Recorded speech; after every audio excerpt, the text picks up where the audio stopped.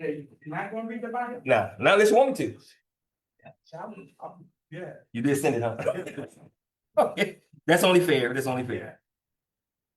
No, it's cool. It's cool. It's cool. I got it. And it's not too long, so I appreciate that. Yeah. And I'm glad you did say short bio. So yeah, I appreciate it. Yeah. Amen. Amen. All right. So make sure that we are good to go on Facebook. And as soon as this music goes down, we are solid. Okay.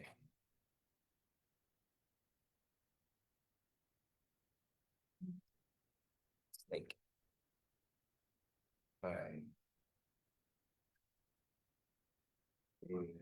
This means copy invite. Thank you.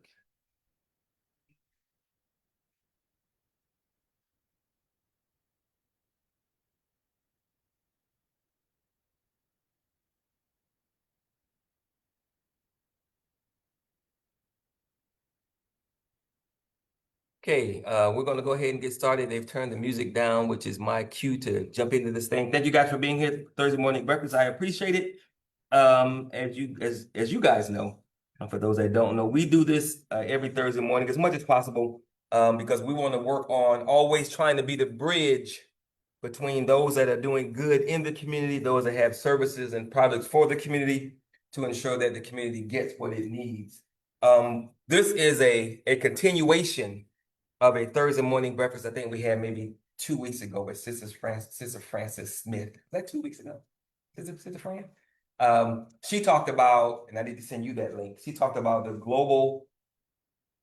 changes to the global financial system. Because a lot of things are changing, a lot of things are in flux. And for those that don't know, marginalized communities, poor communities, people of color, for those that don't know, they're going to be locked out this permanent change. And she said a lot. She said a lot. She said so much that I took notes on top of my notes. I had to call her back. We had another hour-long conversation because she said so much. A lot of what she's talking about is language, terms that people don't even know what that means because it's a new language when it comes to finance. So the main thing she says, which is why you're here, and you're the second person that I've invited to be here to build upon that. The main thing she said was, these changes are coming. Most of them are already being rolled out. You're not going to be able to run from them. It is what it is. But you can protect yourself. More importantly, you can benefit from these changes. So she said the way you need to do that is to have assets. Precious metals, gold, silver, palladium, that kind of thing. You got to have, you should have some real estate, stocks, investing in the stock market, and some other things that she mentioned as well. So having you here, Brother Owanzer, is a continuation of what Sister Fran said, because most of our people, Black people, most poor people, we are, like Brother Malcolm says, that we're not stupid. We're just too busy trying to survive and think about anything else. We're trying to hang on with what little we have. But unfortunately, hanging on is not enough, because these changes are coming and it's going to be a completely different financial system. And if you don't understand those changes, if you don't understand what they're doing, more importantly, how to navigate and benefit from that system, then you're going to be locked out. And the lockout is not temporary, it's going to be a permanent lockout. Personally, what I believe and what Ms. Fontenot gave you this morning from Project 2025, my consensus is that whomever is locked out of the new changes, because America is moving to a caste system, C-A-S-T, a caste system. If you're born poor, you're gonna die poor, because it's not gonna be way for you to be unpoor, because the opportunities, the benefits, the avenues to move ahead, they're cutting all that stuff out. So if we're not paying attention to what's happening now, 5, 8, 10 years down the road, it's gonna be done. You're not gonna be able to get back in. So us having you here is important for all those reasons. So not to pressure you, brother, but you got some work to do, because we need to understand, and investing in the stock market is not new, but for people who are, again, just hanging on, we don't think about the future because we're trying to get through the present. And we got to find a way. And I'm glad you showed me that link that we talked about this morning, because we got to find a way to get our people to understand, even if you only have a little bit, there is something you can do, something you need to do to ensure that little bit becomes a lot of bit. And like I tell my son, if you're young, time is an asset, because you got time. And for those of us who are more seasoned, we don't have as much time. So we got to make sure that we, get this thing going. So I'm gonna read Brother Owanzer's brief bio. Thank you for that again. And I'm gonna turn this thing over to him, and we're gonna get started. So A native of New Orleans, Louisiana. Close to you, Miss Fontenay? Were you born close to New Orleans? No? Lafayette. Lafayette, is that close? No?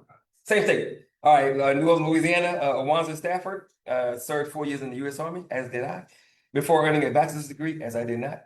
In computer science from the University of New Orleans, he moved to Houston in 2006 and spent the next 15 years in IT as a program analyst before transitioning into financial services. Today, he serves as an educator and mentor with Dorian Trader.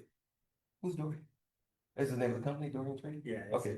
It's a kind of story behind that. Okay, cool. All right. When I first started, I'm thinking, is his middle name Dorian or something? No. In the options trading community, a role he's held for 3 years, helping members build practical, disciplined trading skills. He also works part-time with Primerica as a licensed life insurance agent and is currently pursuing his CFP, Certified Financial Planner, designation to deepen his ability to guide clients toward long-term financial security. From the discipline of military service to the analytical rigor of a 15-year IT career, Owanzer brings a grounded, methodical approach to helping others understand and take control of their financial future. So on that note, we're going to turn this thing over to Brother Owanzer. He's going to give us a basic understanding of stocks and stock investing. Well, good morning.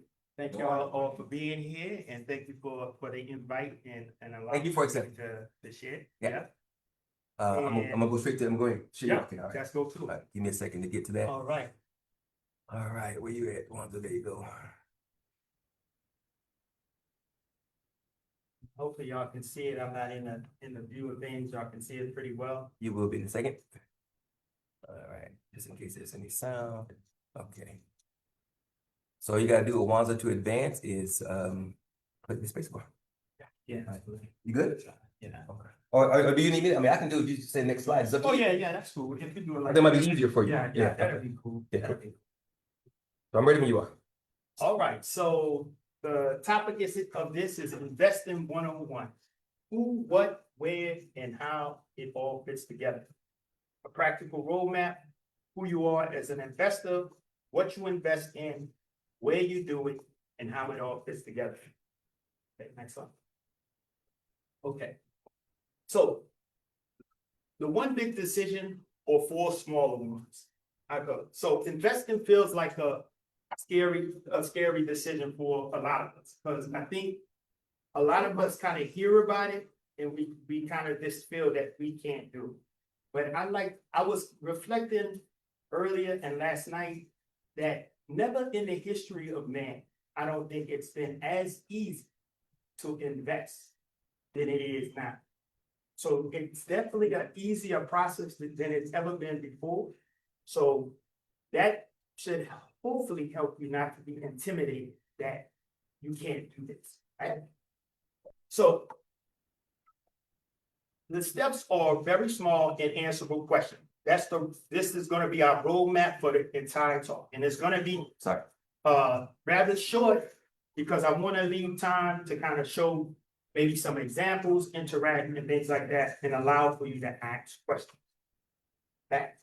Yeah, I'm trying to go back, but there's this icon is in it, but I can't trying to move this icon. Move this icon out of the way. I think you can just use the. Yeah, I don't know why it's like they when they make changes, things pop up that aren't normally there. So I'm trying to navigate this thing. All right.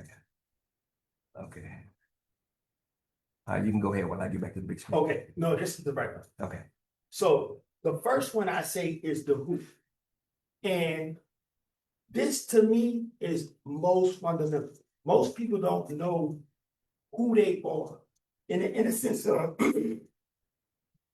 psychologically as an investor. You have to kind of know upfront and be realistic about who you are. Investing has a lot to do with psychology, specifically when the market is going down. So this first part is going to sometimes be the trajectory of how successful you can be. If you can answer this right, and I don't want to say right, but just answer it as truthfully as possible and know who you are in that sense so that you can set your asset allocations appropriate. So this one is very, very important. It's almost, I can say, foundation. Okay. Now the what, that becomes, what can you invest in? in terms of the stock market. So you can invest in stocks, bonds, ETF, mutual funds, commodities, and futures. And what's an ETF? And an ETF is called an exchange traded fund. It is basically a way, it's basically the innovation from mutual funds. It's got some of the features that it has, none of the features that some of the mutual funds used to have. So it is actually, one of the improvements. And I'll point some of these out that over mutual funds, I would say ETFs are probably a better route to go. Now, Brother Tamani also mentioned real estate. So real estate could be one, but we're just going to focus on the investing that can be done in the stock market. Okay, so the where. The where has to do with which brokerage that you're going to do your transactions on. So there are a number of different brokerages, and we'll get to that in a minute. But the one thing about this is, and this is another improvement, at one time, in order to get into the stock, let's take, for example, Apple. One share of Apple is roughly $300. Okay? One share, on one share. So a lot of people will be discouraged by that. Now, they've made some improvements where you don't have to buy one full share of Apple to get into Apple. Okay. You're able to buy a fraction of the share and build towards one whole share, two whole shares, three whole shares. That is what they call fractional shares.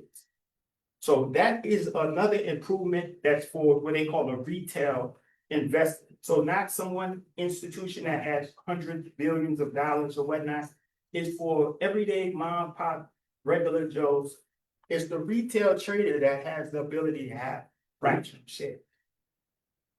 Now, the other thing about the where is whether or not you want to do a taxable account versus a retirement account.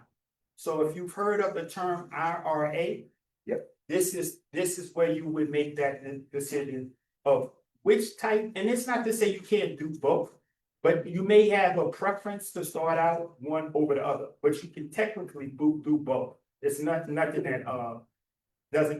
that's a requirement that you can't do both. So I want to make that clear. Okay, so how does it fit in? So the asset allocation is the next thing. So when we go through the figuring out who, it's going to kind of project for you what your asset allocation should be. So whether or not you should be investing in stocks, bonds, commodities, etc. That'll get produced from this questionnaire we'll talk about later, and it'll produce an asset allocation that you can consistently push money into. Okay, next slide.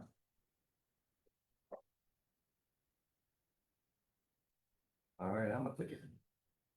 Okay, so this is still a continuation of the who. So the risk tolerance you have in a time horizon. So the time horizon is the money you need. If the money you need in 2 years behaves completely differently than money you won't touch for 30 years. So a little bit of a difference between an investor and a trader. The investor is more on this, don't touch it for 30 years, or let it grow and compound for 30 years. That's your time horizon. Now, the risk tolerance is the real question isn't how much how much risk can I afford? It's how much can I stomach without panic selling at the bottom. Mm-hmm. So that's, as I mentioned before, the first thing you need to find out is who you are, right? And then some people haven't had actual exposure to the markets where it's, they may see it for a moment going up and everything is good, they're bubbly and everything like that. But as soon as it turns down, the reaction is oftentimes get me out. Right. They want to sell. And the one thing about the market is, or what you should know, is a kind of basic. You don't lose actually in the markets until you sell. So the moment you sell, it becomes a realized loss. Before that time, it's considered an unrealized loss. So it's a paper loss. But as soon as you sell, you then actually realize that loss. So a lot of times you just say, this is the time we just sit through. And then actually, some of those down periods are the best time to actually get in. But oftentimes people are psychologically afraid because they think, well, it's going to keep going down. But those are actually some of the best opportunities to get into the market. Quick question. Yeah. I think you may have answered the first question, which is why. Why don't more people invest in the stock market? So I'm assuming it's because of that fear of loss. I'm assuming. Yeah, and then some people get the idea that it's just gambling, Mhm. right? Well, it's a lot of ways to gamble. Yeah. You can gamble and think that you don't have to be a part of this, right? Because if you think that this holding your money and things like that is going to do well for you, you'll be sadly mistaken. Yeah. Inflation is currently at 3%. And what inflation does is it eats at the purchasing power of this paper money that you have, right? So that same dollar that you had that used to buy maybe $5 for eggs, right? It doesn't go as far. So when eggs rise and you still have the same $5, and now it costs $7 for eggs instead of $5. Yep. Well, you cut your purchasing power in half. And one way the stock market helps to kind of mitigate that is it kind of keeps up or in advance of inflation, right? So, and then I would think the other thing is people may have the idea that they can't do this, Mhm. or it's intimidating. Right. No one has, like people, everyday people around them, no one has kind of talked to them about this. No one had, conversates about it, things like this. So it seems too advanced or too out of the realm of possibility for some people. Okay. Perfect segue to the next question. What is a person and or family missing out on by not investing? Well, it could be a tremendous amount of just say growth in securing, let's say, a piece of your financial picture. Okay. I know in my life personally, how it's helped me, Mhm. this having, like I had this thing where I wanted to be financially free in order to retire early, Okay. right? So in having that goal, it set me out to, kind of be on this path that I'm on to learn about this, Yep. right?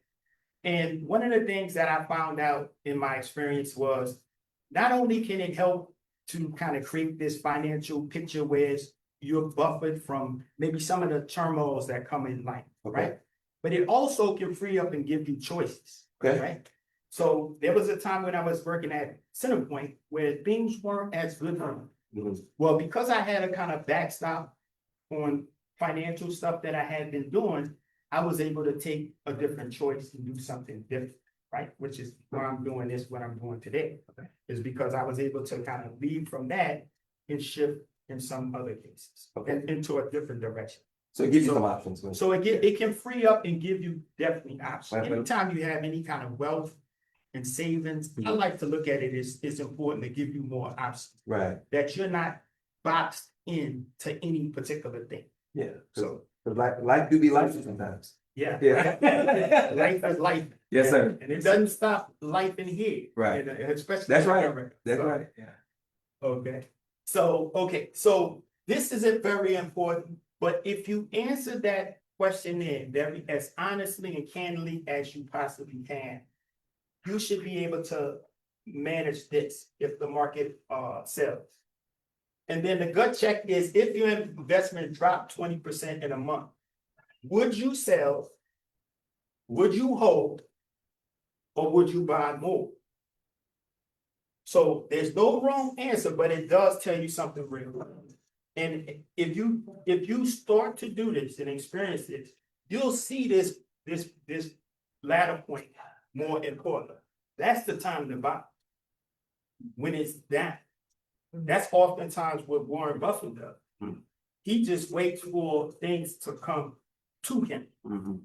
And when he sees that opportunity come to him, Mhm. he's ready to take advantage, because he's had cash pile of cash just waiting there for an opportunity to come up. Okay. So Ms. Faulkner has a question. go ahead. You answered okay. it. Okay. What was the question? My question Yeah. was, when's the good time to sell? Is it when it's up, down, or in the middle? And you said like, on budget. He waits until it's going down. That's to buy stuff, not to sell. When it, That's when what I you, meant to yeah, buy. yeah. Mhm. So when you want, and then there are times, like, I haven't put it in here, but this say for instance, when you develop your asset allocation, there are times when you want to rebalance to keep it basically in balance to what your weightings are for each one of the assets that you put, asset classes that you put up in here. So there are times when you want to sell, and that's typically when it's going up, right? So you might have in your asset allocation things that are going up and other things are going down.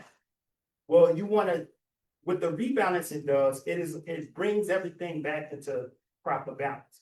So you would sell those things that have been going up to buy that's going down. But when you're in the market for a long time, you'll see that things kind of go in cycles. So that same thing you might have seen that was going up, going up, going up.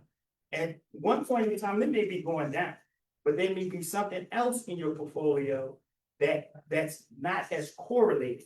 This is a term that they use to say it doesn't move in the same direction or like in the same direction as some other aspects of your asset allocation. It may move a little bit contrary to that.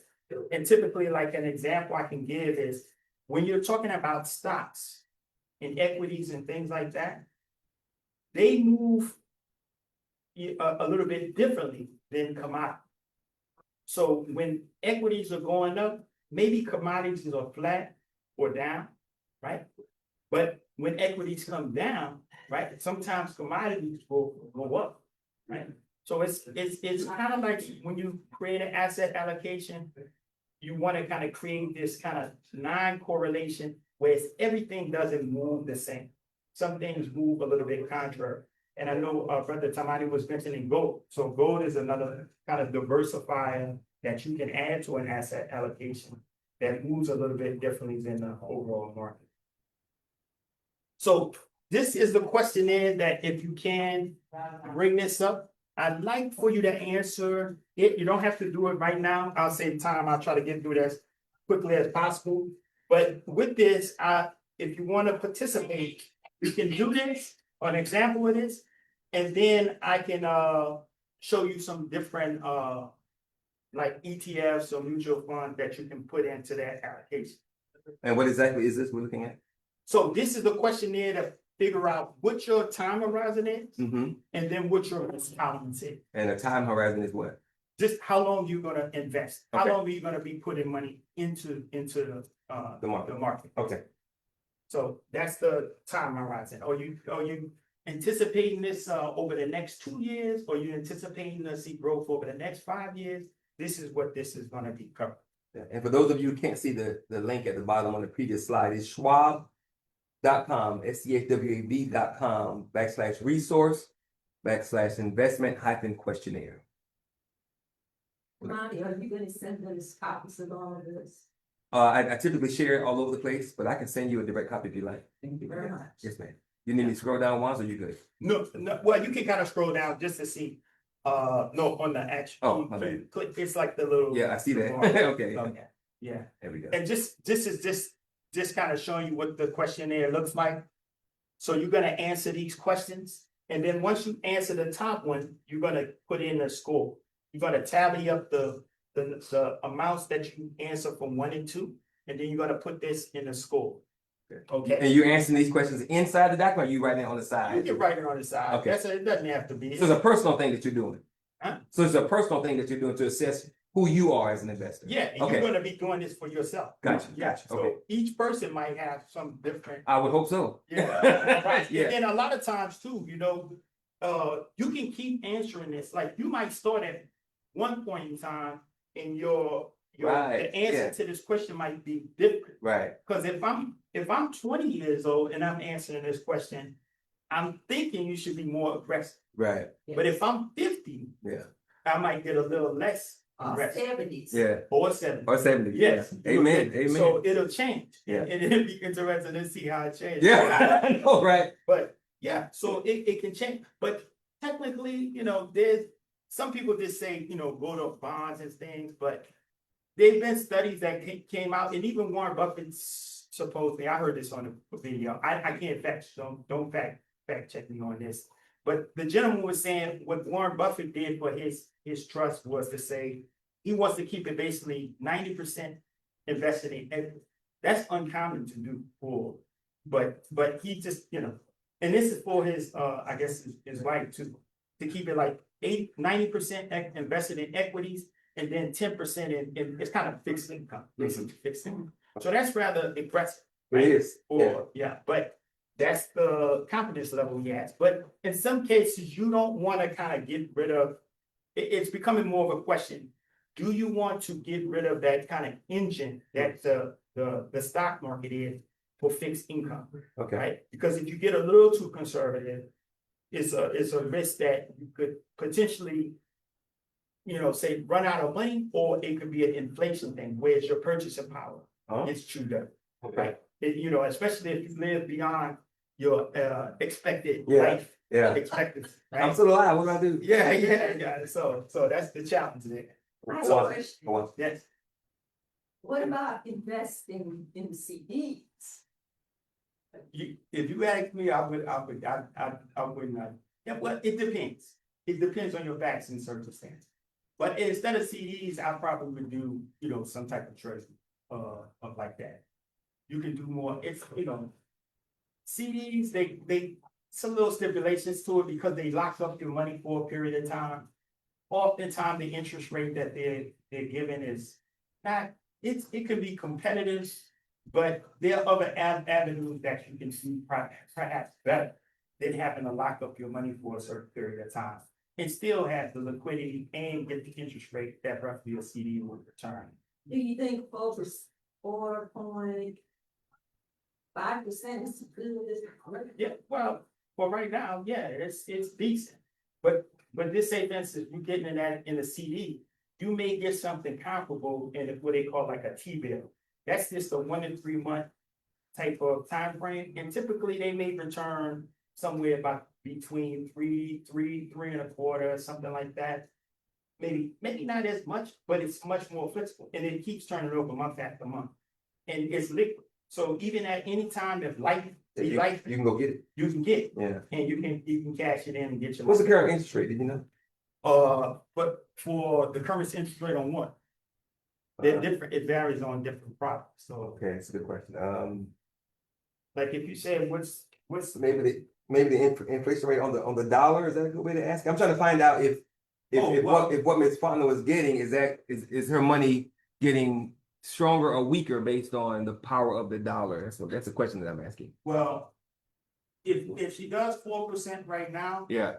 I guess you could say the real rate of return, it would be 1%. She's making 1% of her money. Right, because Okay. inflation is currently running at 3%. That's the question. Okay, cool. Okay. So, And since you've mentioned him twice already, who's Warren Buffett? Warren Buffett is considered to be the greatest investor of all time, or one of the greatest investors of all time. And he's been doing this, I guess he's still doing it. Yeah, I would think so. Yeah. Yeah, and he is one of the founders of Berkshire Hathaway.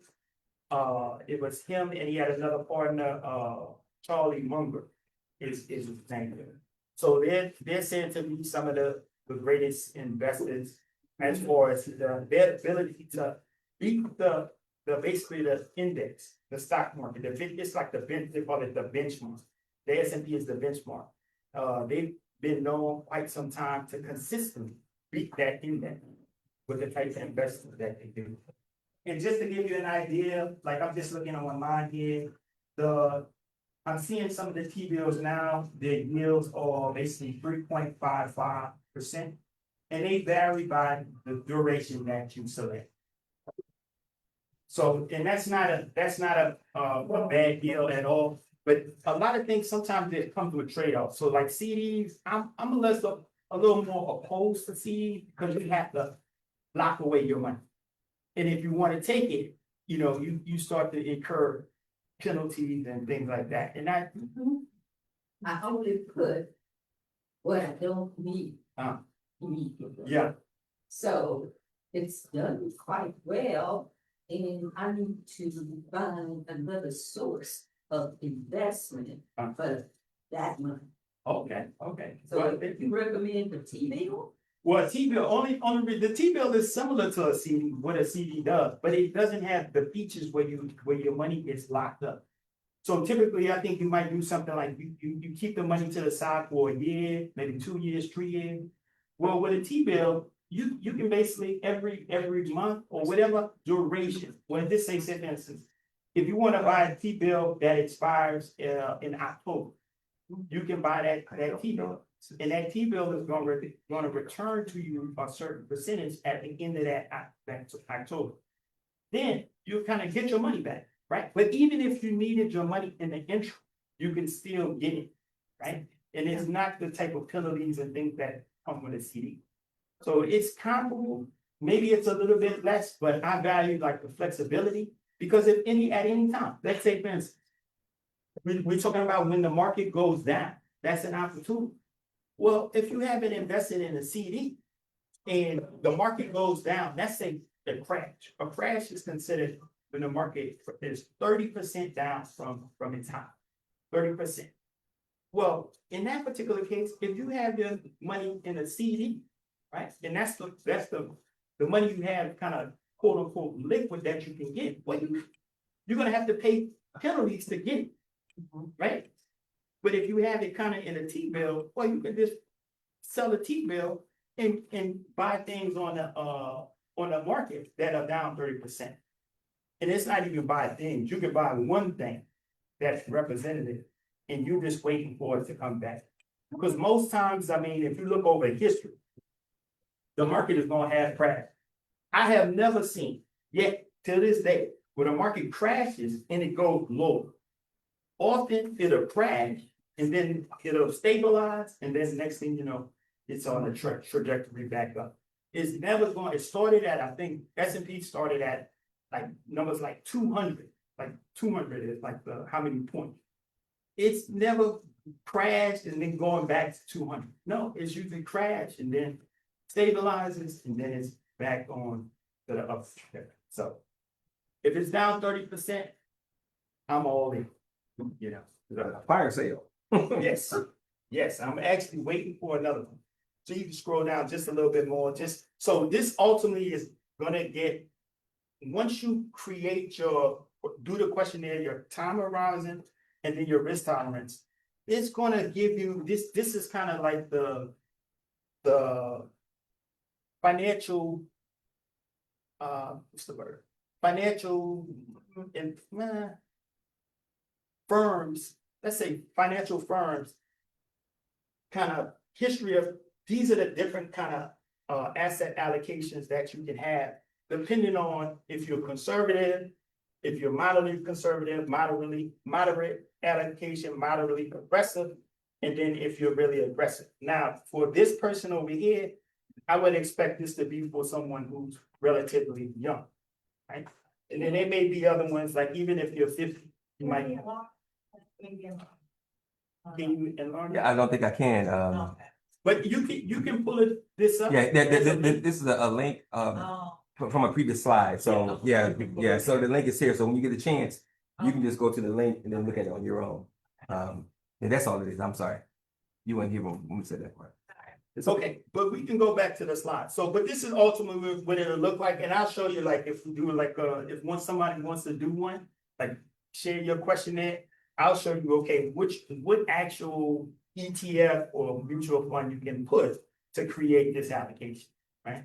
So this is like something, Owanzer, that everybody should do regardless, so you understand what kind of investor you are or would be, regardless of what you want to do. Yeah. Regardless. Yeah, because it lets you know where you are. Yeah. Yeah. Because this kind of answers like the psychology. Like, Yeah. You know, people, you know, I'm not gonna lie, I've been doing it long enough. People tell themselves one thing, but when it comes down to it, hit the fan, they turn it to somebody different. So, but yeah, and this represents, so say for instance, like say for instance, if you're more conservative, you'll have more fixed income. So this is like 50% fixed income, and then this 30% that represents cash investments, something like T-bills and things like that. And the 15% here is large cap equity, and then the 5% represents international equity. I forgot, I just remember how to zoom in. Vaughn, can you see that? I hope so. Mm-mm. I'm about to say. That's why I requested you send it. And that wasn't even me, see? You didn't request it to be like, oh, I'm sorry. She said. Oh, so we don't need to zoom in now? You can't, it's not. I'm not gonna see it anyway. Oh, I'm okay. listening. All right. Okay, I didn't get back to what you said. okay, so you can go back to the slides. All right. My bad, my bad. Okay, so we can go next slide. And so Yvonne, Ms. Fowler, that's the link that we were just looking at the bottom, Okay. Schwab.com, oh, sorry. Yeah. Schwab.com link, that's where we were. Yeah, that's one of many kind of questionnaires. You can probably find others. There's another one called PASS, that's also used in the industry. I just thought this one, like, when I came across it, I thought it was pretty good to, determine that, what type of investment you are. All right, so the menu of investment types, we mentioned stocks. So stocks are ownership in a company. So when you purchase a share or have a share of that company, you have ownership in the company.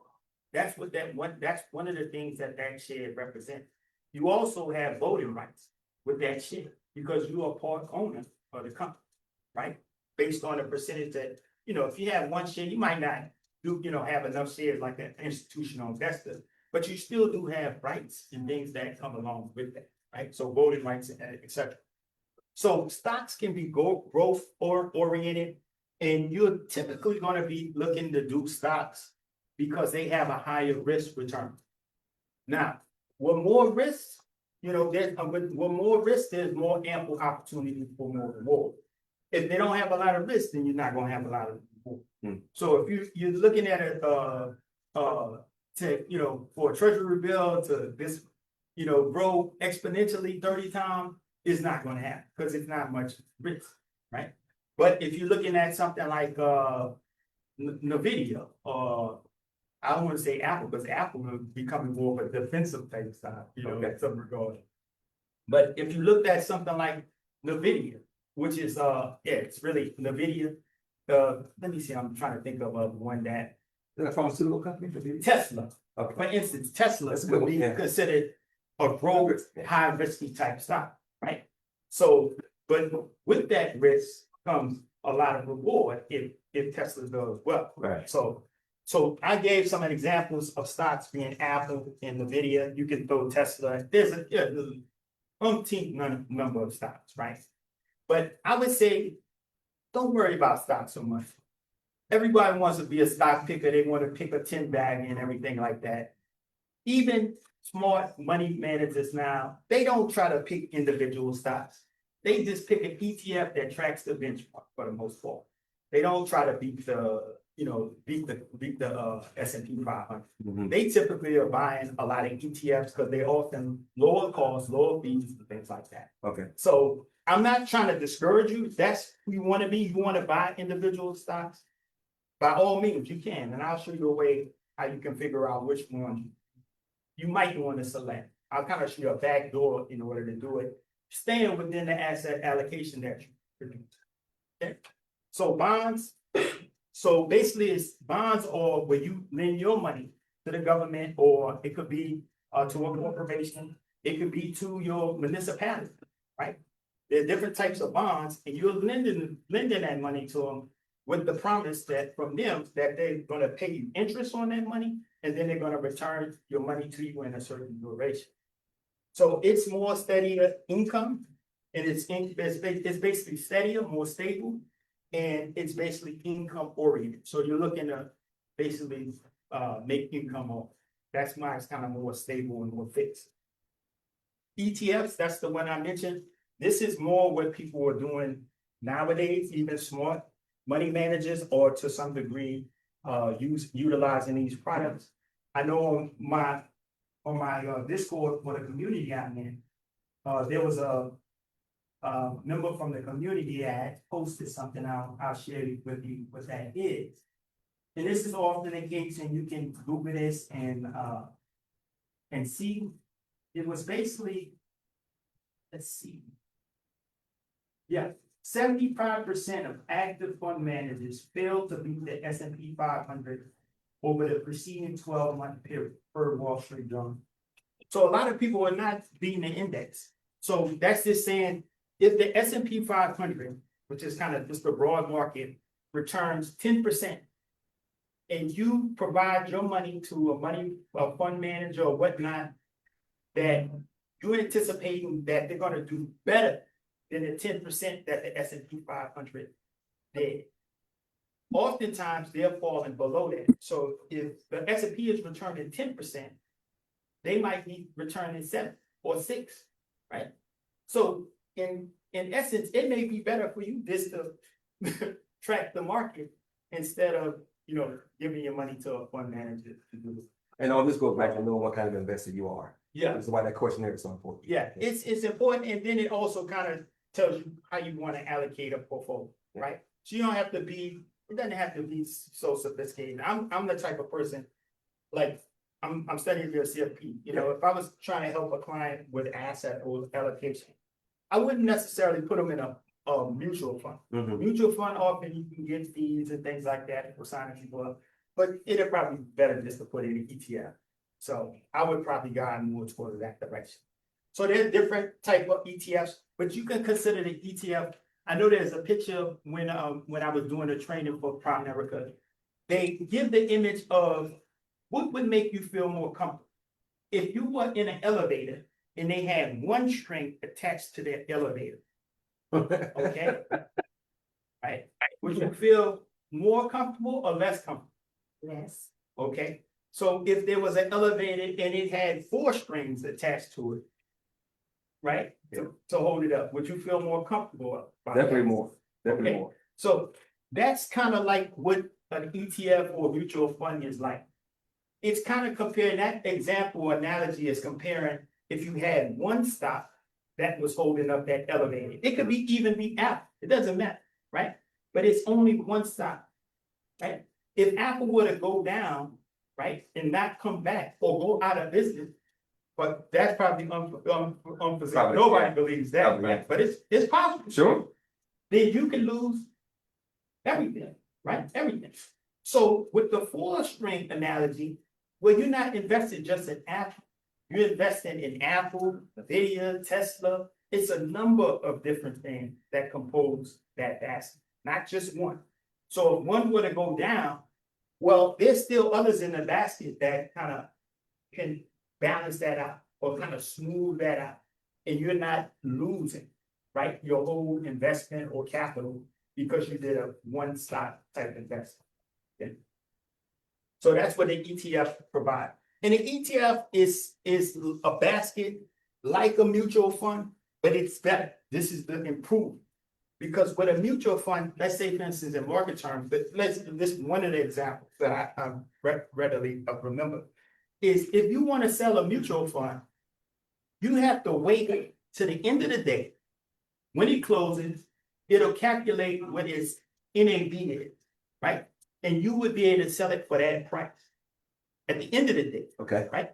With an ETF, you can sell it intraday. So while the market is open and trading, you can trade it at whatever price is reflected at that moment. You don't have to wait for anything to close before that. Is waiting a big deal? It can be, yeah. Give me an example. of what makes it a big Because deal. just say for instance, I'll give you a good example. Okay. Are you familiar with what happened when Trump announced these tariffs? The tariffs? Yes. And back in April, Sure, yeah. the market crashed, Sure. essentially. I got you. Okay. So Yeah. that's the difference in weight. It Yeah. can be that substantial. Yeah. And it's really dramatic because that's Yeah. how it can be. Yeah, especially if you got a lot invested in Yeah. certain baskets. Yeah. Yeah. Yeah. So if you wanted to get out, like if you wanted to get out on a mutual fund and you said, hey, get me out on this particular day, well, they gotta wait to the end. Yeah. Now you'll still get the price at the market close. So that's not the greatest example, but let's say it happened not because technically you still would get the price at the end of that market day. That happened after. But let's say, for instance, if it was kind of the next day, Mm-hmm. I'm trying to say, because then that might, if that happened, you probably would, yeah, second Did thought. you pay attention? Yeah. Yeah, Yeah. yeah, but you might, because to me, I know I would have second thought, no, not time, Right. but it could be like that though, Okay. something like that. I know that happened after the market, Mhm. but there are situations where waiting can be detrimental, Right. because a lot of things can happen. So Okay. Yeah. if you can sell it and get out of it that day, Mm-hmm. intra-market, that's much better than having a wait, Okay. because a lot can happen. So are ETFs like mutual funds, and that is also Yeah, a basket of different companies? that Yeah, you're listing? yeah, Okay. yeah, and I'm saying, this is the improved product, this is the old, this is the new. Okay. So the ETF is got features in it that kind of solve some of the drawbacks of mutual funds. Okay. I have a question. Mhm. So why do people still put people in mutual funds if ETFs are better? Like, Well, one of the reasons is ease. Like, say for instance, well, one of them is also like people don't want to be involved. Like, we want to just kind of be Yeah, standoff. let your money ride. Right. So Yeah. you can just send a dollar amount to the mutual fund and they'll invest it for you. It's kind of like, and then it can be a little more automatic. But I wouldn't say just automatic with mutual funds. You could do it with ETFs too. You can have an asset allocation. Your money goes into an account. It allocates to the percentage you want, and it's then done automatically too. So, and then we have commodities, physical goods, gold, oil, agriculture. It's an inflation hedge and a diversifier, as I mentioned. It moves a little bit. Like if S&P goes like this, it moves like this. So they're not moving in tandem. So a lot of times when one is going one way, the other one is going the other way. And you need that to kind of balance your overall portfolio out. So commodities come sometimes to be very good for that. And then I'll say future contract, this is a little more advanced. But the futures contract is something like, I like to imagine it to be, it allows for people across the globe to invest in markets here. So you can imagine, like, if you're in London or if you're in Asia or something like that, and you want to invest in American markets. Well, if the American markets are just open during the time they are, then they won't be able to. Mhm. Well, the futures market is kind of a bridge to that. It allows for them to invest into the markets overnight. Okay, so going back, I'm sorry, go ahead. Right? Going back to your question about the tariffs and the market dropping. If you know what's coming, then, or you think you know what's coming, you can invest in futures to see, okay, well, this is going to happen. Things are going to drop. Let me invest accordingly so I can benefit from it. You can do it. So out of the 6, futures is more like gambling than the other 5. No, Again, no, it's not. No. I said more like. I didn't say it was. No, it's, I wouldn't say necessarily. I mean, it depends. It is not because you're relying on good information, or how is it not? I mean, it's still, you can invest in futures like you invest in the S&P 500 during the regular day. Okay. It's just a little different in how it operates. It's not quite like the S&P, because man, these are really big. They call them contracts. Okay. They're very big. So I'm talking about 700,000 big, right? Oh wow. Yeah, so Okay. it's a big contract. And Okay. but it allows for you to maybe front run some ideas. Like if you think it's going down, Right. if you think it's going up, you can use some futures as a leverage to kind of bridge that. Is it safe to say, safe to assume that day traders are investing in futures because they're paying attention on a daily basis more so than anything else? Yeah, you can do it in futures. And futures also, they give you a little bit of inherent leverage that you don't get if you do it on an ETF. What kind of leverage? They call it span margin, right? Okay. It's kind of unique thing. If we get a moment towards the end, I'll show you. I can We're show going to go you. down the rabbit hole. Okay, let me back up. Okay. Okay. Next question is out of the 6 you've shown, what are the greatest myths about investing in these kinds of things? What are some of the greatest myths that you've come across that people assume is the case when it comes to investing in stocks or any of the 6 options on the screen? The myths. Good If question. there are any, I mean, I'm assuming there would be, but I don't know. Well, some people will say, well, it's gambling. Okay. And then to a degree, it depends. Yeah. You could say that it's true. Some people take risks that are inherently gambling, Mm-hmm. right? But when you look at the stock market in general, or what's being done, often the longer duration you have, longer time horizon you have, the better off you are, right? Overall, right? But if you're kind of like a little bit of a day trader, we talk about risk and reward. Yeah. You have more risk, Sure. right? But you also have More more reward, reward, yes, sir. right? Okay. So it's a little bit of a gamble. But in my opinion, what the real gambling is more so most people have systems, Mhm. but they develop systems. The gamble is for me when you don't follow your system. If you're not following your system, you're just pretending, then that's when I think you're gambling more so than anything. Okay. Because you're telling yourself, I'm gonna follow this system. And then you're doing ad hoc things that's outside of the system. For Right. me, that's the real gamble. Okay. But just, the market is nice. I'll take it a step further. I would even say it's more of a gamble not to invest because you're gambling that life is not gonna life. Yeah. And that's more of a That's- gamble that's- because life gonna life regardless. Yeah, and a lot of people just do not understand that no matter what you do, Mm-hmm. your money, what they're doing to the money now Yeah.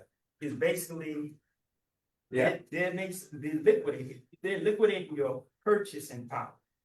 The amount of goods and services that you can buy with that currency, Mm-hmm. the fiat, the paper, Yeah. right? It's diminishing day by day. getting Right? weaker and You weaker. already know, like Yeah. things are going up, right? But your check, just think about it, like your paycheck stays pretty much the same. No matter if it's going up, you don't get a COLA adjustment. Right. It's Social Security and whatnot. And so that's what's happening underneath. Yeah. And that's not the language that most of us understand. We understand it from the sense like, man, I used to be able to buy this for this amount. That's right. Now it's this amount. That's We right. understand that, Yeah. right? But the mechanism as to why that's changing, Mhm. and how to stay ahead of that, we often don't get And that. how to stay ahead of it. Yes, sir. Yeah, That stay is it. ahead of it. Yeah, So- that is it. Yeah. So that's what that is. I'm with the Chase invest. And I used to be under man June from New Orleans. Okay. He used to handle the millionaires portfolio per se. And I only started out with 5,000, but he took me under him, and I was making money. Now that he's gotten this upper promotion, He keep he it to can't her. handle me anymore. So you got, You know, I had capacity, huh? 18. He had to pass me on to those other people at Chase, and I find myself losing money. Wow. Oh, he's working with the I billionaires mean, now. what was he doing when he was managing yours? I don't know, I didn't question it, all I know is that I was making money, Right. And but now, now I'm losing it. oh, man. Yeah. So what should someone? Because that's interesting. Like she was with the same company with one investment advisor is what I call the person. She was making money. Right. Something happens with him, whatever the heck that is. Maybe life was life. I don't know. You got promotion, and she was moved. And I'm sure she's not the only one to another investment advisor, and then her numbers aren't as powerful. What should a person do in that case? Get away from Yeah, you can explore your options, right? I would definitely try That's to interesting. explore. Yeah. And see, you can go to other funds or, I'm kind of skeptical of bank or, Why? because sometimes they may put you in products and should I say it? Go and say it, brother. But it's like, it. in some cases, they're supposed to be fiduciary.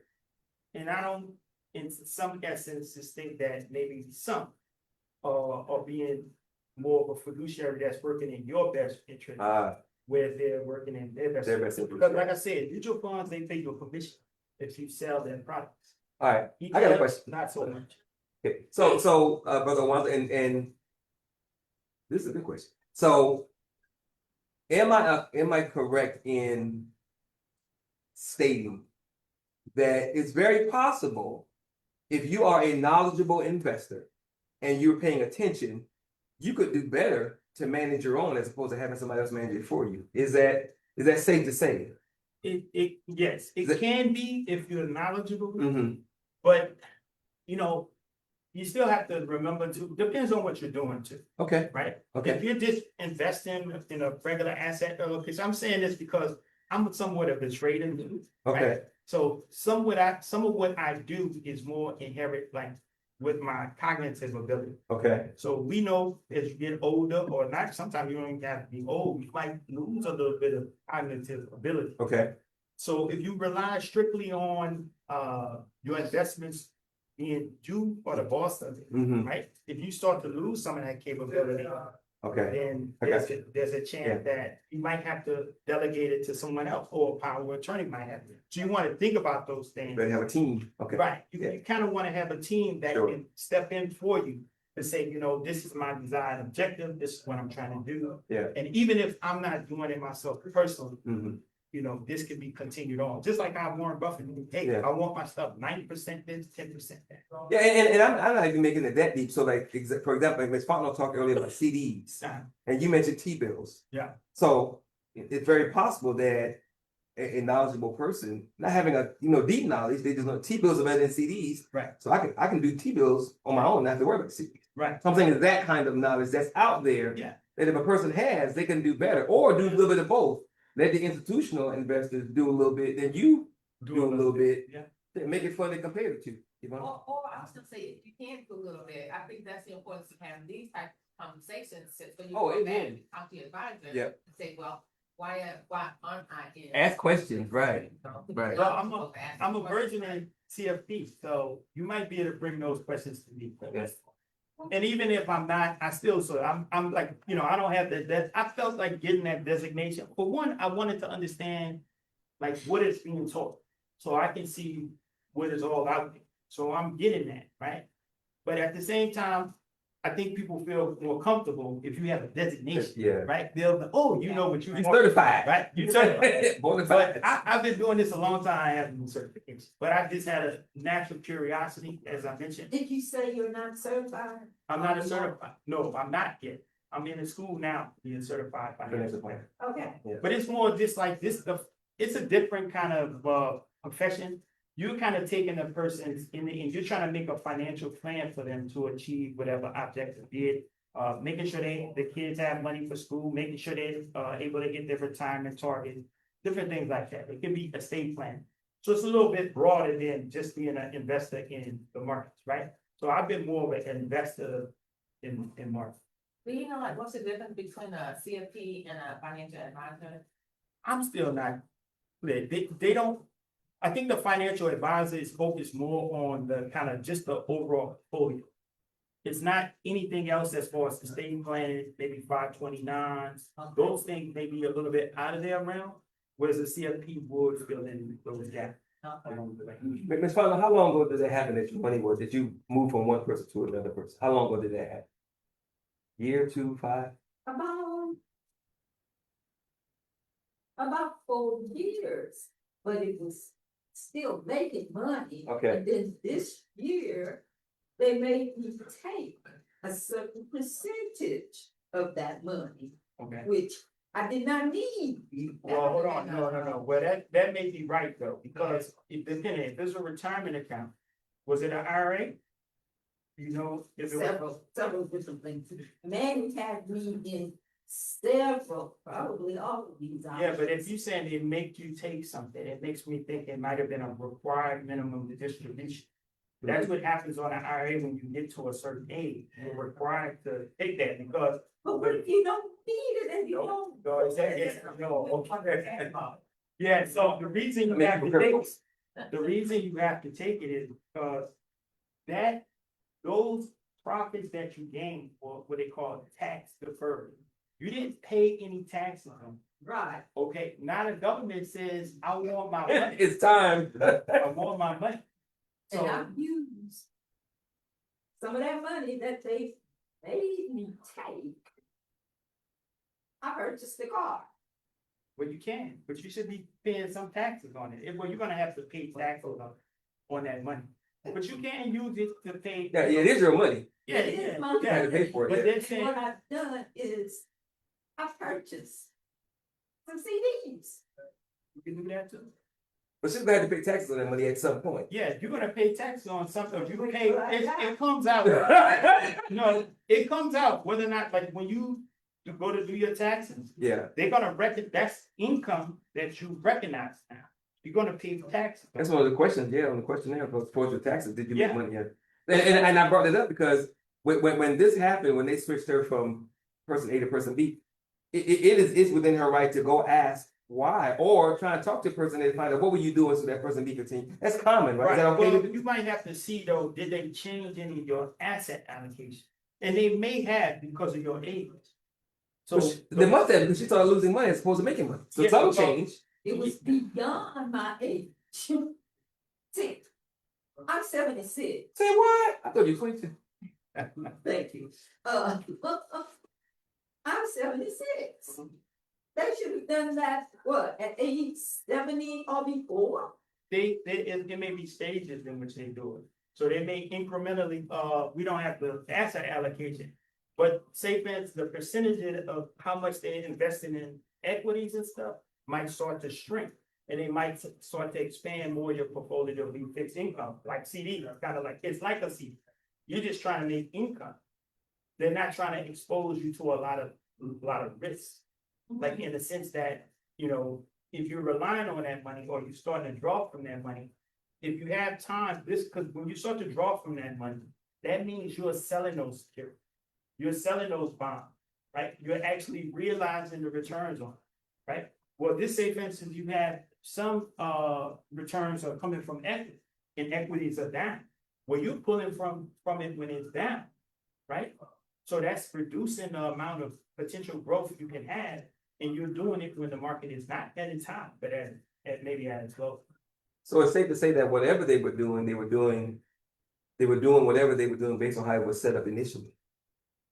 No. It may have changed Oh, based on her age, her change in age. They have these things. Have you ever heard of called target funds? No.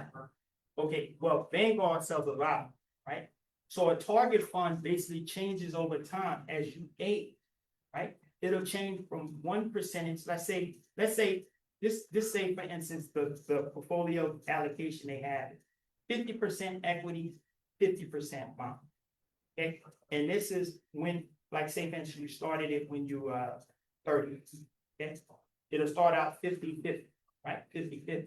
Now, when you go from 30 to 40, maybe they make the equities 45%, and then they up the other bond portion to 55%. Okay, and then you go to 50, age 50, where they make the equities now 10% less and bump up the bond portion. So the portfolio itself is adjusting as you age to reach a target where you're properly allocated based on your age. right. So you're not overly looking at the market. So that might be what happened or is happening with your account, where you're seeing is it may not have as much of an equity tilt to it anymore. It's more of a fixed income. You need to have a conversation with somebody. We worry about all that when Meg was over my account. Right. I didn't have to worry about all these. Details. Yeah. You may not, you'll come across good ones, but I would, it's worth inquiring to see what's changed. Yeah. And then if your risk profile has changed, that questionnaire I gave, answer it again. I don't want to answer that question here. This Ronald that she don't want to know. They have to put some money to come get me out of that. Yeah. Right. Okay, so next slide, yeah. Okay. It's going a lot slower. I know, right? Let me get But it's not that many more. Yeah, I think some of them just toward the end. So I kind of mentioned some of this already. So you have fractional shares versus whole shares. Now, that any brokerage, this is the weird question. Any brokerage asks the way. I call it any brokerage. So the decision beginner's phase is how much of a share you actually buy, right? Whether or not is it a whole share or is it a fraction share? Okay. So some shares on the market are very expensive for one share. I could tell you one, like there's a company called Sanders. It's one of the kind of more popular ones now. because it's in the memory space, and that's one of the drivers for AI, right? That one share of that stock costs $1,500. Let me say, I'll tell you more accurate. One share, 1,500. One share is $1,500. Let me see what it is today. It's going for 16.14 at this time. It's up another 45 points and 2.9% today. One share is gonna cost $1,600. How many people can buy one share at $1,600 right now? Not enough. Brother Will. Right? So most times it's not, even for me, I'm not gonna buy a share for $1,600, you know? I'll buy a fractional share, Yeah. okay? So they have a lot of brokerages, Fidelity, Charles Schwab, Tasty Trade, Robinhood, Vanguard. Well, oftentimes you can buy, and some of these differ in which ones are more supportive of those type of things than others. Mhm. But I'll tell you for one, like Fidelity is good for doing fractional shares. That's one that I'm aware of. I'm on a platform called Tasty Trade, but I'm more of a trader. So it's more of a trader type platform. But I found out recently they have a lot of features where you can do fractional shares and then reoccurring investments, Okay. right? So it's more automated. So you don't have to do a lot yourself, putting brain power, right? You can just kind of set it and almost forget it. But those are examples of the different type of platforms. But whole shares are, sometimes a little bit hard to get to that point where you can buy multiple shares at one place of time. Right. So, but what whole shares do, you can own one or more full shares, and then full shareholder rights, voting where applicable. And then this is a simple and traditional way to buy. So most people are, in some cases, trading, right? You're trading, when you get into the stock, you're trading cash Mhm. for equity, Okay. right? And it's kind of serving as the placeholder for your cash. And in many respects, you're looking for that cash that you initially invested to grow, right? That's what you're looking for, this company that you're investing in to do. Now, fractional shares allow for you to buy a slice of an expensive stock for as little as $10. You can do $50 or whatever you have, right? You can even take and slice it up amongst different stocks you want to be in, okay? So it removes the "I can't afford Amazon" excuse. Okay, and the other thing it allows for you to do, a fractional share allows for you to be in that company. So whatever amount that it goes up, percentage wise, you get that same growth in the fraction of a share that you do have. Yeah. So you still can be exposed to the market in the growth that the potential company has, irregardless if you have a whole share or a fraction. Okay. So, and this also makes dollar cost averaging easy.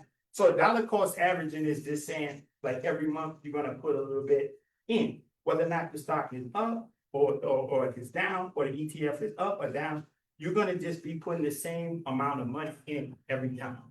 So in some cases, you can buy more, right, when it's down, when it's cheaper. Yeah. And then when it's up, you might be able to buy less, but it starts to kind of balance out over time. So that's that. Okay. All right, and then I said another part of the where is taxable versus IRA, which account. So this is an oversimplification, but it becomes a question of when you need this money. So will I need it in the next 5 years? If it is no, the answer to that question is no. You can put it into something that's a little more for the future. So it can be an IRA, or you have two different ones. Now, the distinction is, if you think you're gonna be in a higher tax bracket later in time than you are now, they say defer to the traditional one, right? So that means you can put the money in, you don't pay taxes on it now, but when you get it out, or when they come for the money, they're gonna take it. This probably is what you're on right here. That's what I'm assuming. Or you could put it in a Roth. Now, Roth, you pay the taxes now, but it grows without having to have taxes taken out later when you do distribution. That's probably where you should have been. And then, but there's some, to be fair, we can talk about these two, right? and I'm just gonna mention it kind of in passing. Sometimes you may not be qualified, or you might get what they call phased out because you make too much money to be able to use the Roth IRA. You might have to use the traditional IRA. Okay, so, but, you know, you'll have to sit with your professional or whoever to see which one may work for you. But oftentimes, I'm saying this one is the vehicle. Pay the money now and don't have to pay taxes. Because like you say, if you know what you're doing, you can grow this thing Right. exponentially. Yep. Right? And you don't have to pay taxes on that money when you start to distribute. Yes. All right, and then the other one is if you need the money more quickly, you can use the brokerage account. They call it taxable, but this still has a lot of good features to it. Because a taxable account, this say for instance, you have to distinguish, even though it's saying less than 5 years. If you hold it, any of the securities that you have for more than a year, it's considered long-term capital gain, right? So in most respects, like if you withdraw less than 98,000 in a year, that money is basically taxed at 0% capital gain. So this depends. So don't be deterred by the form taxable. It means you're gonna be taxed all the time. It depends. It depends on what your income is and things like that, and your whatever capital gains might be. Can you repeat that first statement you made about the taxability? The taxable, it's called a taxable account, but it doesn't always mean that you're gonna pay taxes. It I just, like that part. yeah, it doesn't always mean you're gonna pay taxes on it. It depends on when you're selling things that can make the difference. Whether or not it's a long-term capital gain versus something that you sell within 12 months, it's considered short-term capital gain. So that's more so when it's taxed against it's taxed as ordinary income. So it's treated as ordinary income. But if in the same account, you let things grow and hold for more than 1 year, then they're taxed at a different rate. And their different tax rate, I think the max is 20%. That can be taxed. Okay. All right, next slide. All right, so the asset allocation, this is how you split your money across stocks, bonds, and other assets based on who you are, not what's hot. So that asset allocation questionnaire that you do, you can do that and just do ETFs. Yeah. Right? And I'll show you some of the ETFs.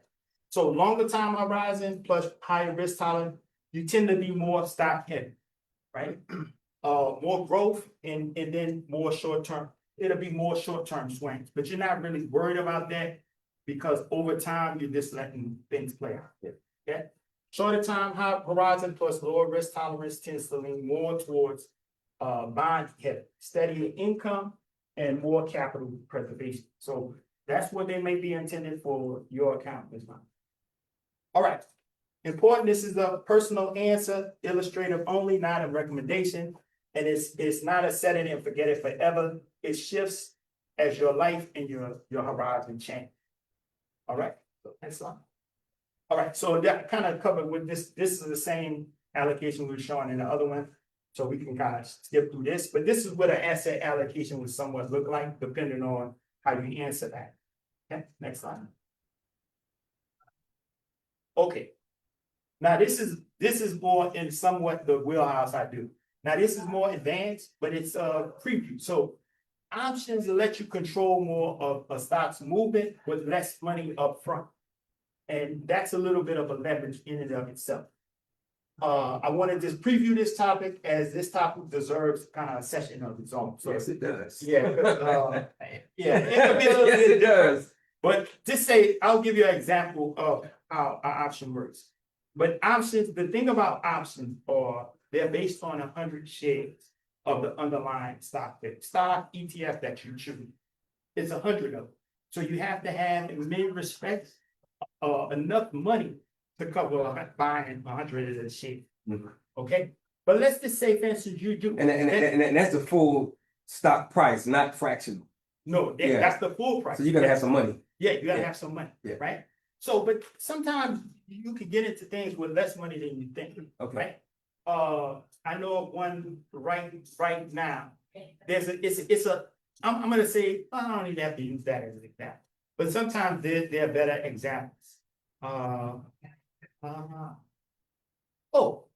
Starbucks. You know, we know Starbucks, right? Yeah. Well, Starbucks about $100 a share. Okay. Right? So if you wanted to do Starbucks and you had to do 100 shares, you know, it's gonna be $10,000 that you have to have. Yeah. Right? Now, Starbucks is going for $100 right now. Well, one thing that options allows you to do, one thing, a certain type of option allows. What if I said you can get into Starbucks at a price that you would prefer versus what it's going for right now? Mhm. So let's say, for instance, you wanted to buy Starbucks because you're being like a value investor, or you might have done some analysis that says this is how much I think Starbucks should go for, or you're comfortable buying it at this price. What if I told you that there's a way that you can buy Starbucks at the price that you prefer, and you get paid to do it? How would you feel about that? Pretty good? Okay, so this is what options are, Okay. or one of the ways I can describe options. So options allow you in some regard to say, I want to purchase Starbucks only if it's $90 a share. Hmm. Okay? You still have to buy 100 shares, but you're not buying them at $100. If it's at 110, you're not buying it then. You're buying it at 90, and you're willing to take ownership of it at 90. Well, in options, it allows you to get a premium, so to speak. So you're giving somebody, in some cases, the ability to sell shares to you at a certain price, right? And you're willing to take them at that price. But while you wait, you get paid a premium. You keep that premium no matter what. So let's say, for instance, you wanna get into Starbucks at 90. You can sell an option for a certain period of time, like a coupon that expired at that point in time. And if it's not at $90, you just keep the money, you can do it again. You can keep doing it until it comes to 90. You can do it to perpetuity. But let's say, for instance, they pay you $100 for 30 days to hold that option, right? So come 30 days, if Starbucks isn't at $90, you have $100. You can do it again. You can do it for another 30 days. And you can keep doing that until Starbucks actually gets to the price that you want. So that's one way you can get into shares, not at what the market is going, the current price. Mhm. You can choose the price you want to get into it at. But you have to have the cash on hand to buy it at Yes. whatever, okay. Yes, And that's the benefit for them and you, because they're getting the lump sum, you're yes, getting a discount. yes. And it's kind of like buyers and sellers on each side. But yeah, the buyer would basically be able to give you the shares, and they would in turn get the capital. Right? And then now, the other thing about that is now, let's say, for instance, we flip it, right? Now you just got the shares from somebody for 9,000 at the strike price, we call it the strike price, Mhm. that you want, right? Now you have the share. Well, you can turn around and say, I'm willing to give up these shares if it gets to $100. And somebody pays you a premium for that. Okay, so you get paid a premium while you're holding the share. And if Starbucks gets to 100, well, you sell the share. But remember, you purchase them at 90. Right. What's the difference between the 90 and the 100? $10. $10. Yeah. Well, guess what? You're gonna make that appreciation also on top of the premium that someone paid you when you said, hey, I'm willing to sell it for $100. So you'll make that extra $10 in premium, plus the appreciation, plus the money that you collected as a premium. And if it doesn't happen, guess what? You can do it again, take another premium in, and just keep doing that to perpetuity. So that's kind of that's one of the things Warren Buffett is known to have done. He'll sell what they call put options.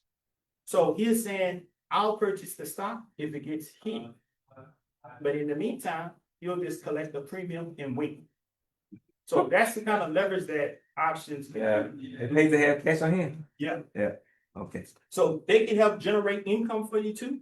This is a lot of what I leverage now. I use options to generate income for me. Mhm. And I'm just touching the surface. I'm giving you a small example, but they also can hedge your portfolio. So this say, for instance, if you're in a portfolio and you're kind of heavily invested in equities and you think that the market is going down. Well, you can buy protection, right? That will make money for you if the market actually does. It will buffer some of the losses that you have that are unrealized Mhm. by using options to hedge. So that's another feature. And then you could do also speculation as well, whereas you can kind of control shares of options with less capital. So that's one of the things I like to do when the market is down. Mhm. I can take a little bit of capital and I can control 100 shares with just a little bit of capital. Okay. And if it grows, then I stand to make a lot more with just a little bit of capital. But the difference with this is different from options ownership. This one, you have a certain time frame. If it doesn't happen in that time frame, you lose. You lose the money that you put in. Yeah, yeah. And it can be income because you can immediately realize that, That $100, just say for instance, Starbucks example, you Yeah. realize that $100. right, So you could take that $100, you can go cash it out your brokerage account. If it's in a brokerage account, that's the difference. You could do options in an IRA as well, but you can't take distributions the same. right. Not the earnings. You could take what you contribute, Mhm. but not the earnings. Okay, But in a taxable account, you can take those winnings and you can go and buy coffee. Yeah. And you can go do whatever you would like. okay, Okay, but you still have to pay taxes on it. Just Amen. FYI. Got it. All right. So your first step, before you invest $1, answer the who question honestly, your time horizon and your risk tolerance. That one decision steers everything else you do. And that quite honestly does. Okay? So that's pretty much it. Next slide. I think the next slide is, this is a little public service. So if you want to know the real secret to investing, start early, invest consistently. You don't have to predict the perfect investment or the perfect time. Just give your money time to compound and keep adding to it. And that's one of my missions is to try to get young, because I think about myself as a young person, if I would have known this when I was young, yeah, right?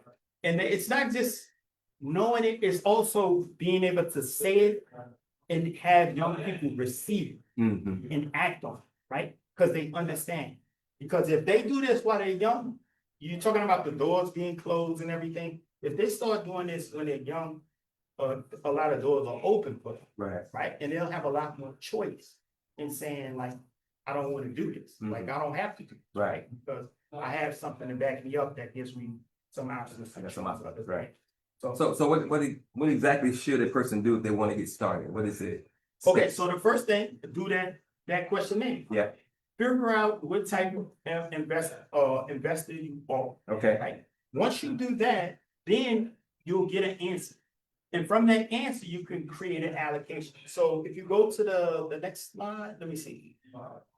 Okay, so we're doing a question now. So if we can go back to that questionnaire, Yeah. is anybody able to do that questionnaire or we can do it, we can kind of go through it this as a kind of, I can do it like for myself okay, or whatnot. And we can, let me see. all right, we got about 5 minutes. Okay. Yeah. All right, so scroll down a little bit. All right, Well, I can do it, just do it like this. I'm gonna say that I'm gonna keep going down. okay, All right. I'm gonna say that I'm in this bucket here, that aggressive allocation. okay, Okay. All right, so that means I'm gonna have allocation one. I'm gonna put this. Can you write on the screen? no, Okay. it's a television screen, Okay. yeah, not a monitor, All right. So gotta make it large. all right. So that's to say this is the asset allocation that I have, right? So it's saying I would have to scroll down a little bit because I want to see the bottom part. So they see that this part is important. All right. So this allocation here is saying that I'm more aggressive. So I'm going to take 50% of whatever I allocate and I'm going to invest it in large cap equity. Okay. What So does that mean, large cap equity, what does that mean? large cap equity is kind of like your more stable company. Sometimes they call them blue chips and things, but it may be more than blue chips, but they have a market capitalization in $1 billion. Can you give us an example of a few blue Yeah. chips? Yeah, so if I do this, right? The ETF I would invest in that can kind of cover this 50% is VOO. VOO. V is in Victor, O is in Oscar, O is in Oscar. What Okay, does that stand for? it's just the tick. They call it a tick. So if you're trying to find that company on the stock market Yeah, index, the stock. You just type in VOO. where would you go to type that in? If you get a brokerage, Uh-huh. you can go into the brokerage when you want to try to trade, Mhm. and you can just type in VOO, and Okay. it'll find that tick. So Looks like it's the Vanguard 500, yeah. That's right. That's what it is. Yep. so if you go to Google and type in VOO, it'll pop up. Yeah, it'll come up. Okay. Okay. And even if you didn't know, like you can just do, like say for instance, they return for you this allocation. You can just say, search me ETFs that return large cap equity. And there'll be a sort, and you can go and pick, sometimes you just pick one. I just pick the Vanguard one, it's kind of cheap. Okay. Same thing with small equity. You can just type in small equity, right?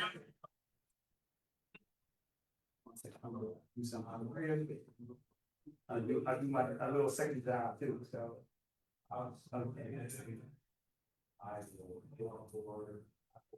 Yeah, but with that, you could just type in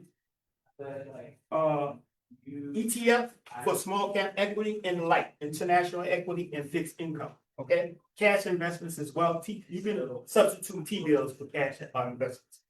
Okay, now, let's just say I'm gonna invest BOO 50% or whatever I wanna invest. If I have $200 every month, 50% of that $200 is gonna go towards BOO. 20% goes to small caps. So a small cap ETF I would put in IWM. IWM. It's a ticker. I is in igloo.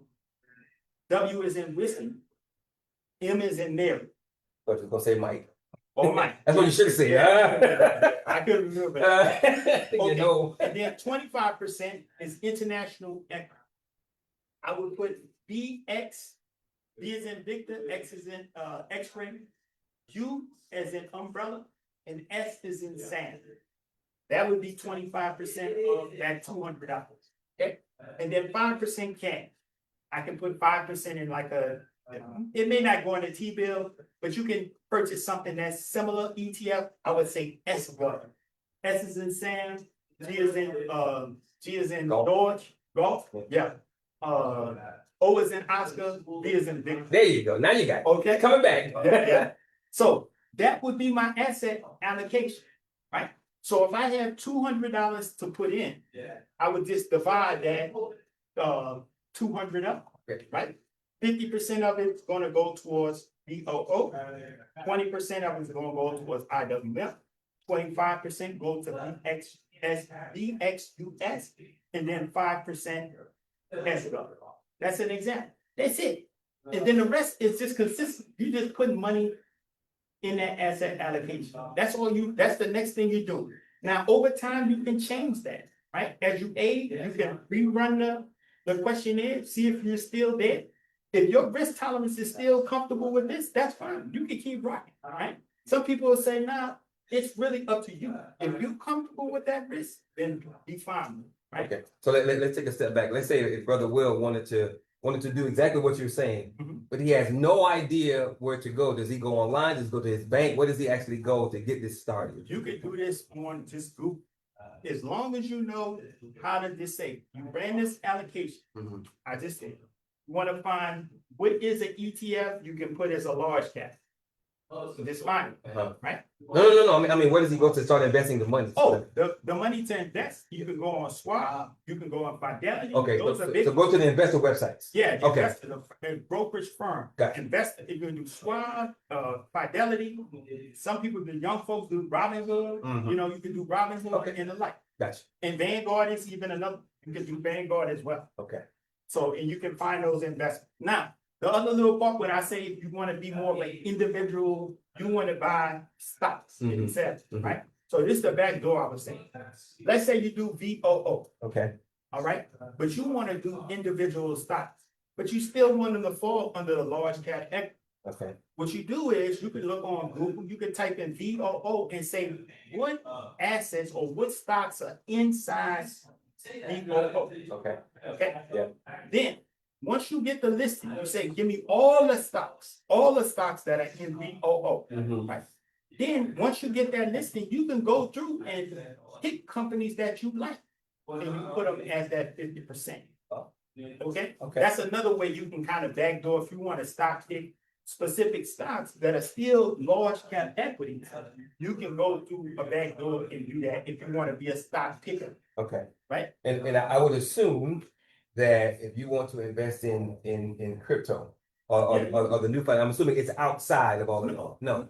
Okay. There's inside, like say for instance, if you wanted to do crypto, Yeah. right? And then you can take percentage away from it. Huh. There's one called IBIT. Okay. I is in igloo, B is in boy, I is in igloo, T is in tango. Okay.